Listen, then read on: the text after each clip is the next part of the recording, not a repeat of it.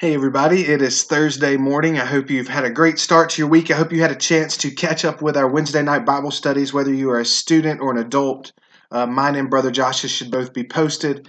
And so if you haven't had a chance to do that, I hope you go back and do that. But I pray that as you get started this Thursday, that you get some time alone or with your family, whoever you're with, and you spend some time in the Word of the Lord. So our reading today, we have two passages actually today, Psalm chapter 1 and Psalm chapter 15. And these are two of my favorite Psalms. Psalm chapter 15, we see David asking, who can dwell on God's holy hill? Who can be in the presence of the Lord? And then we see that it is only the righteous who will dwell with God forever. And then Psalm 1, one of my favorite Psalms ever, talks about two different paths.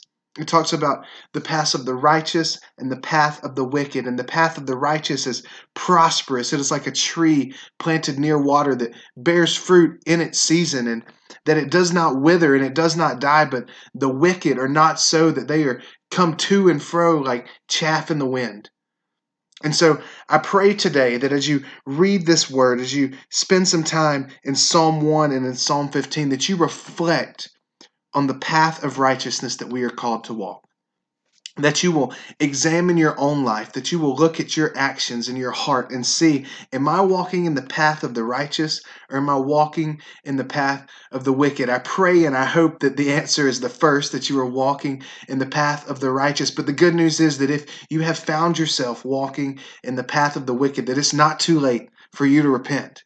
That it's not too late for you to turn from your sin and to turn towards God and to walk in righteousness, to repent from sin and to walk in obedience to our God.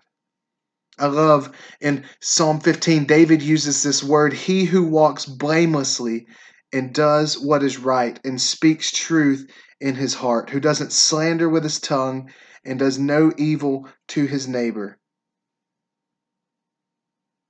He who does these things shall never be moved.